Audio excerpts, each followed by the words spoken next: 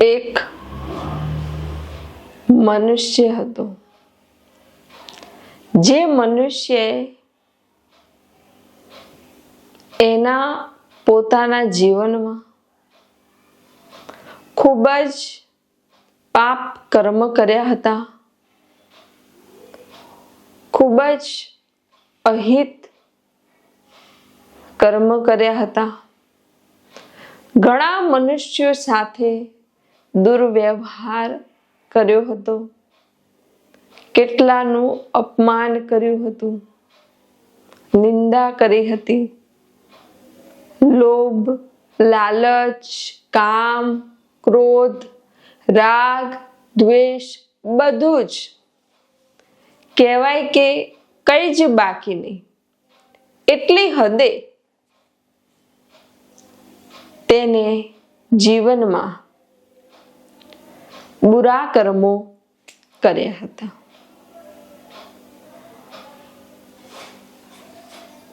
આ બધા કર્મો કરતા કરતા આ રીતે જીવન જીવતા જીવતા એક દિવસ રાત્રે તે ખૂબ થાકી ગયો.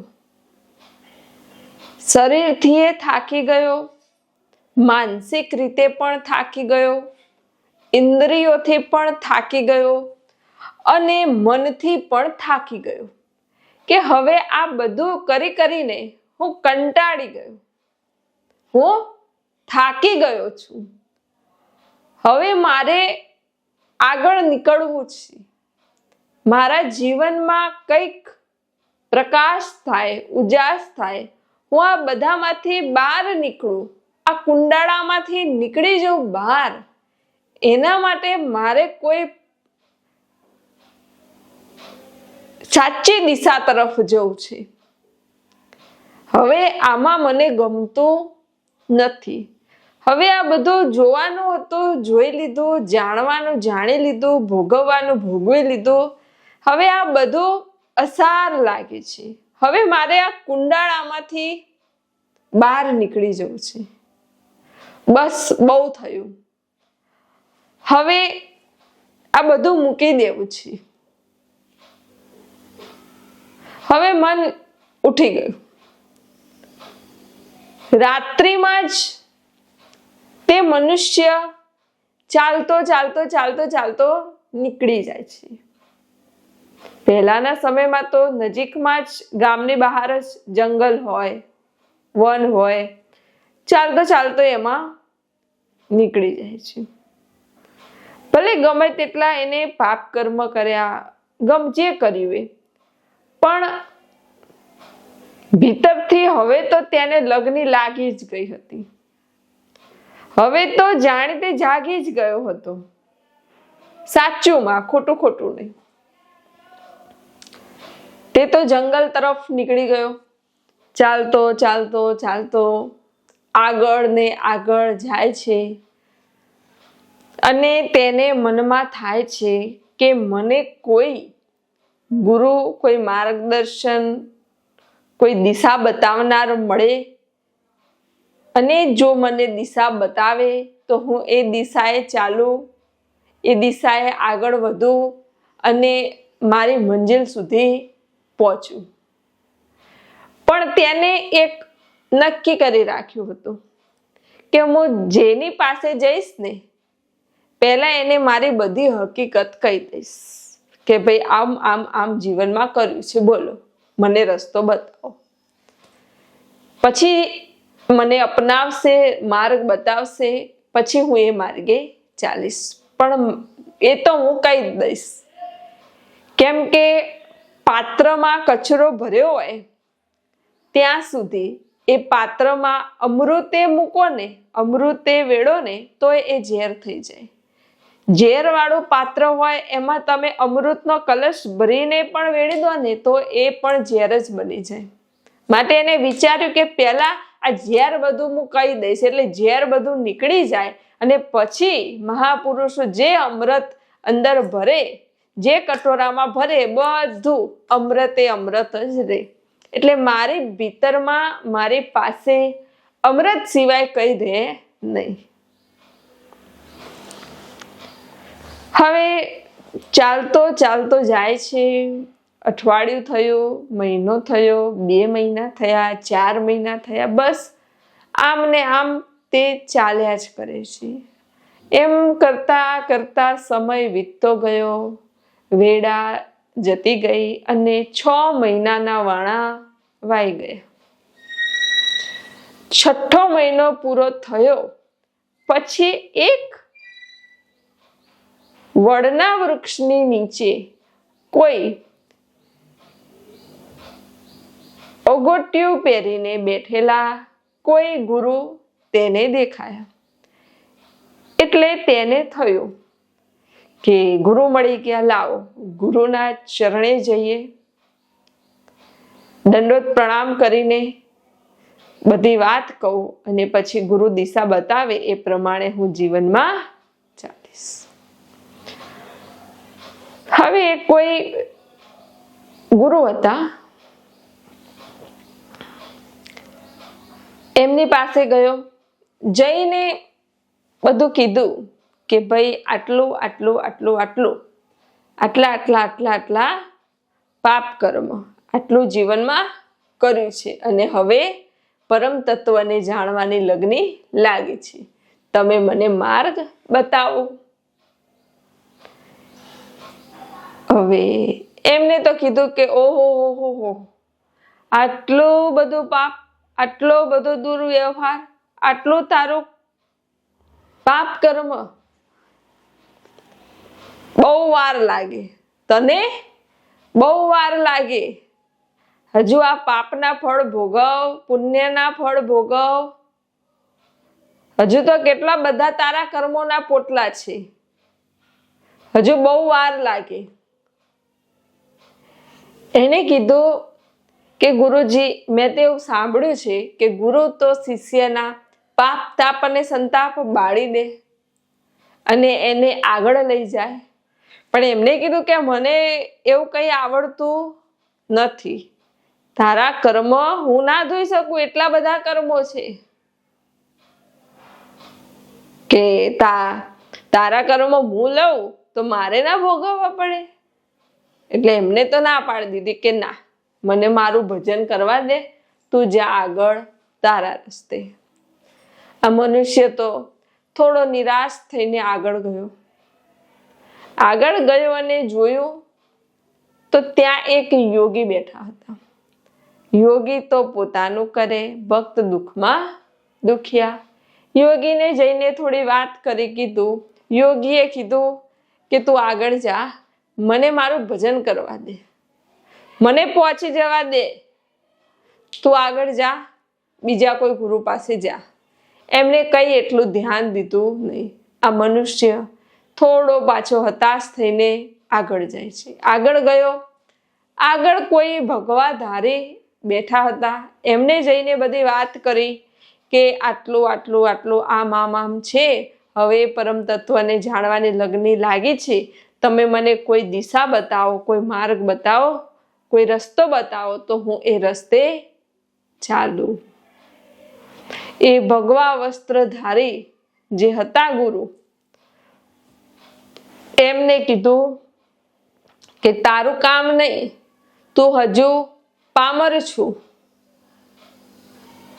વિષયી છું. કેટલા તારા કર્મોનો ઢગલો છે, આ કર્મોનો ઢગલો ક્યારે બળશે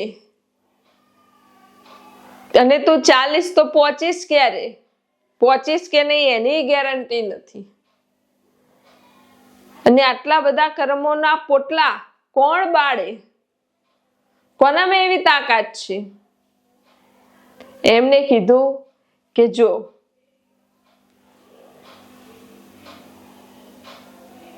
આટલું બધું કર્મ હોય તો એને ભસ્મ કરવાની શક્તિ તો મારી પાસે નથી.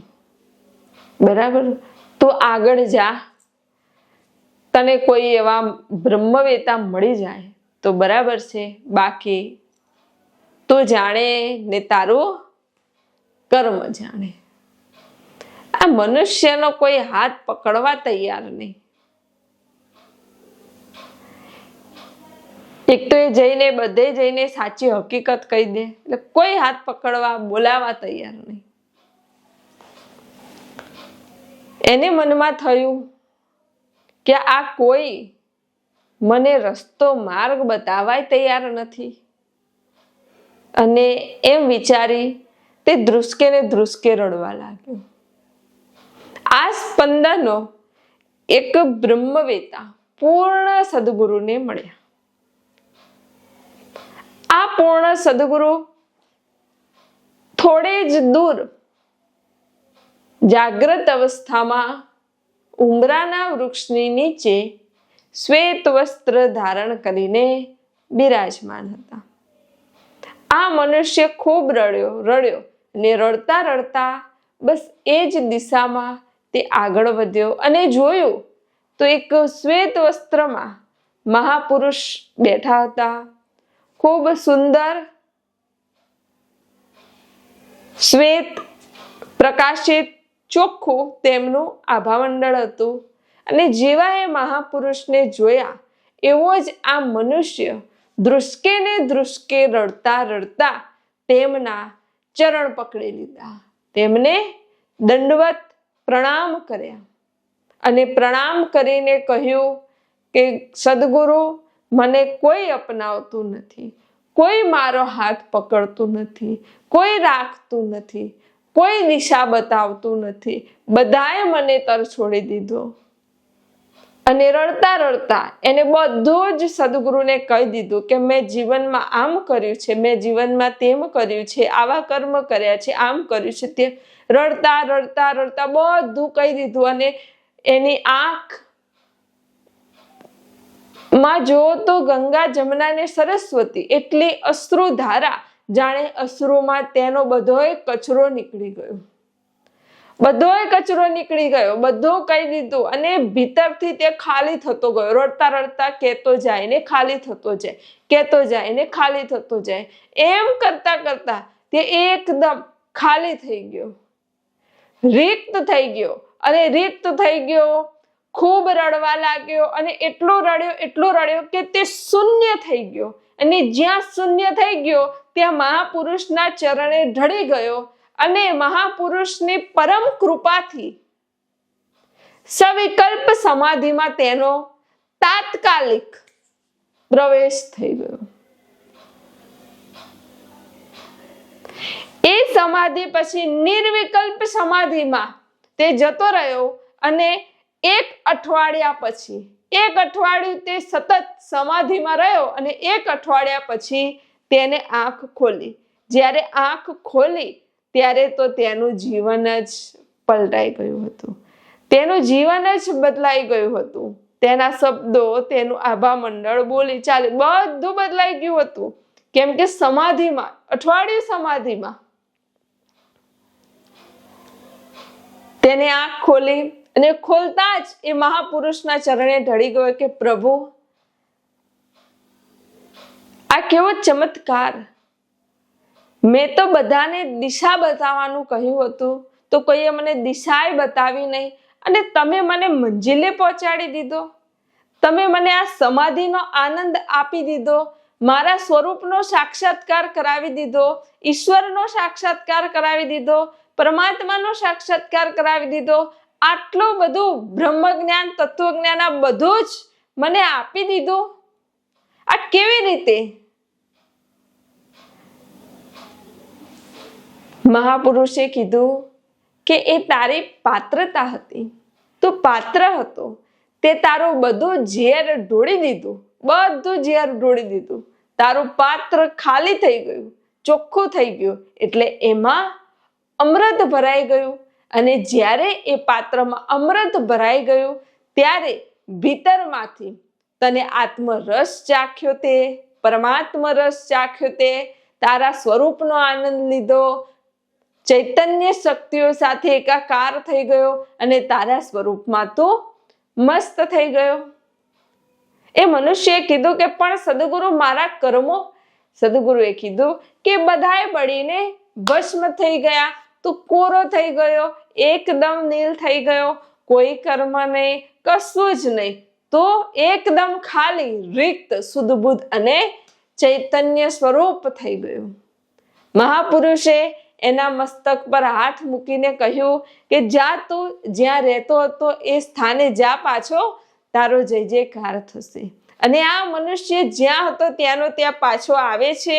આ ગુરુ જ્ઞાન વેચવા માટે સ્થાને સ્થાને, જગ્યાએ જગ્યાએ, એક એક ગામડે ગામડે ફરે છે, ગુરુ જ્ઞાનનો પ્રકાશ કરે છે અને સર્વને સાચી દિશા, સાચો માર્ગ બતાવે છે. અને આગળ જતા મહા સંત બની મહાપદને પ્રાપ્ત કરી નિર્વાણને પ્રાપ્ત કરી લે છે. કહેવાનો તાત્પર્ય કે તમારા ગુરુ પૂર્ણ હોવા જોઈએ. જો પૂર્ણ ગુરુ હોય તો ગમે તેવા કર્મનો ઢગલો હોય, ગમે તે હોય, તો એ બળીને ભસ્મ થઈ જાય છે અને શિષ્ય પરાકાષ્ઠાએ પહોંચી જ જાય છે. સદગુરુ ભાવ જોવે છે, સદગુરુ પ્રેમ જોવે છે, સદગુરુ લગ્ની જોવે છે, સદગુરુ ભીતરની જિજ્ઞાસા જોવે છે. એ હોય તો પછી સદગુરુ બીજું કાંઈ જોતા નથી અને શિષ્યને પરાકાષ્ઠાએ પહોંચાડી દે છે. જો કે બીજા જે અધૂરા હતા, જે હજુ પહોંચ્યા જ ન હતા, એ તો બીતા હતા કે આના કર્મ અમને લાગશે તો, આમ થશે તો, તેમ થશે તો, એ બીતા હતા. એટલે એમને કઈ માર્ગ ન બતાવ્યો. પણ જે પૂર્ણ ગુરુ હતા એમને તરત અપનાવી લીધો. માર્ગ શું બતાવવાનો, પહેલા મંજિલે જ પહોંચાડી દીધો.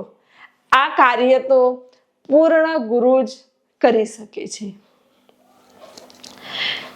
ઘણા મહાપુરુષોની પાસે એવી શક્તિ હોય છે કે કોઈને કોઈ તકલીફ હોય, કઈ રોગ હોય, તો મંત્ર વડે, ઉર્જા વડે, ચેતના શક્તિ વડે, જળ અભિમંત્રિત કરીને એ રોગોને દૂર કરી દેતા હોય છે અને મનુષ્યને નવું જીવન પ્રદાન કરતા હોય છે.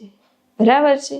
એ મહાપુરુષોમાં એ શક્તિ હોય છે, માટે એ મહાપુરુષો એ કાર્ય કરતા હોય છે. બાકી ઘણા એવા પણ હોય કે જે બીતા પણ હોય કે ના ભાઈ નું દુઃખ ના મટાડાય, મને લાગી જાય તો, મને આ રોગ થાય તો. ઘણાને એવું પણ હોય એટલે ન કરતા હોય. પણ જે પહોંચેલા સિદ્ધ મહાપુરુષો હોય તે આવું કાર્ય કરી લોક કલ્યાણનું કાર્ય પણ કરતા હોય છે. કેમ કે મહાપુરુષો મનુષ્યોને, આ જીવોને જન્મો જન્મના જે ગ્રંથિઓ ભર્યા, ભ્રમણા ભર્યા વિચારો છે એમાંથી બહાર કાઢે છે. હકીકતમાં આ મનુષ્ય પરિસ્થિતિઓનો દાસ નથી, પણ એના વિચારોનો દાસ છે, એની સ્મૃતિઓનો દાસ છે. તમે વિચારોના દાસ થઈ જાઓ છો ને, શેના દાસ થાવ? તમે શેના ગુલામ બની જાઓ છો? મનના, વિચારોના.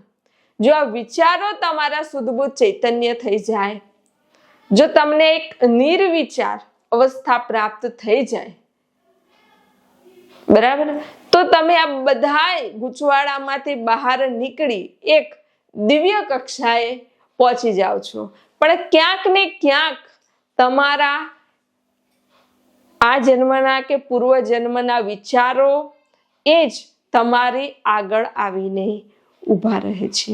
અને ઘણી વખત પૂર્વ જન્મમાં તમે કેવા હતા, કેવું જીવન જીવતા હતા, તમારું મૃત્યુ કેવી રીતે થયું હતું, એ બધા સંકેતો આ જન્મમાં પણ દેખાતા હોય છે.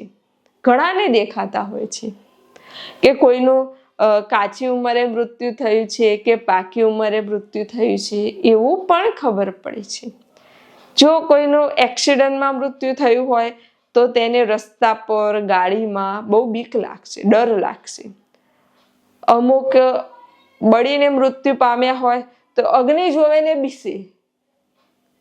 અમુક તમે જોયું છે નાનું બાળક હોય, એને તો કઈ જળ જોયું ન હોય, પાણી જોયું ન હોય, તો અમુક નાનું બાળક હોય ને તો એને ખૂબ પાણીનો જથ્થો હોય ત્યાં લઈ જાઓ ને તો બીવે, રડવા લાગે.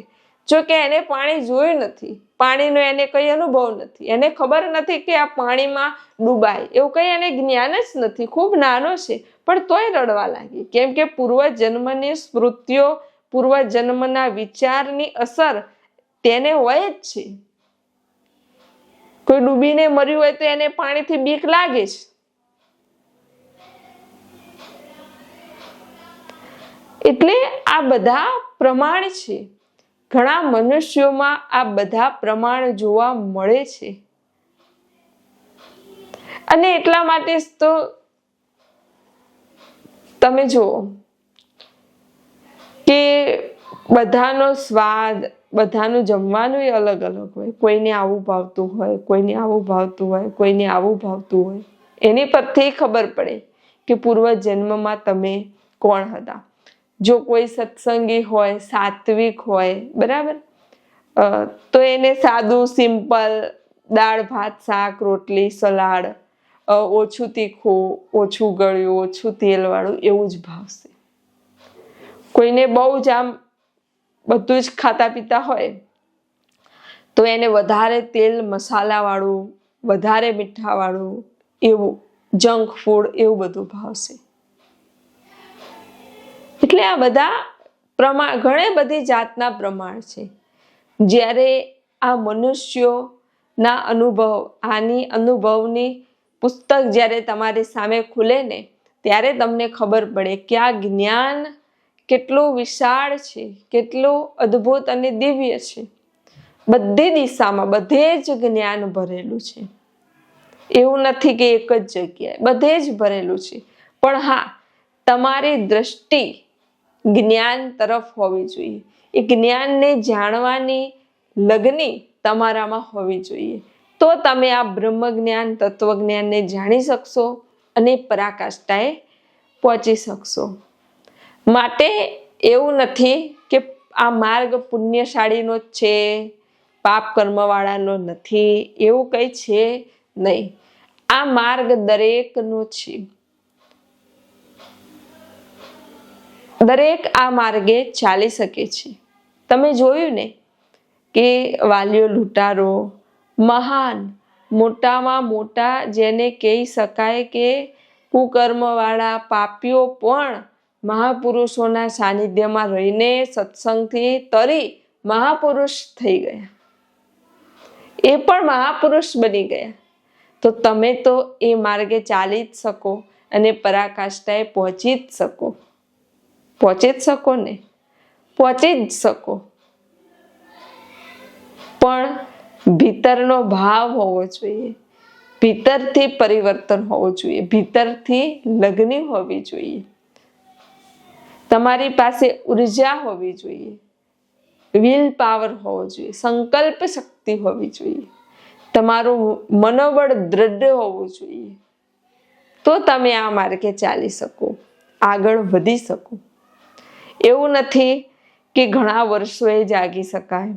ઘણા તો એક સેકન્ડમાં જાગી જાય, કોઈ પલવારમાં જાગી જાય, કોઈને જન્મો જન્માંતર વીતી જાય તોય ન જાગી શકે, કોઈ થોડામાં જ જાગી જાય. એ તમારા પર નિર્ભર છે, તમારે લગ્નની ભાવ પર નિર્ભર છે કે તમે કેટલા સમયમાં જાગી શકો છો.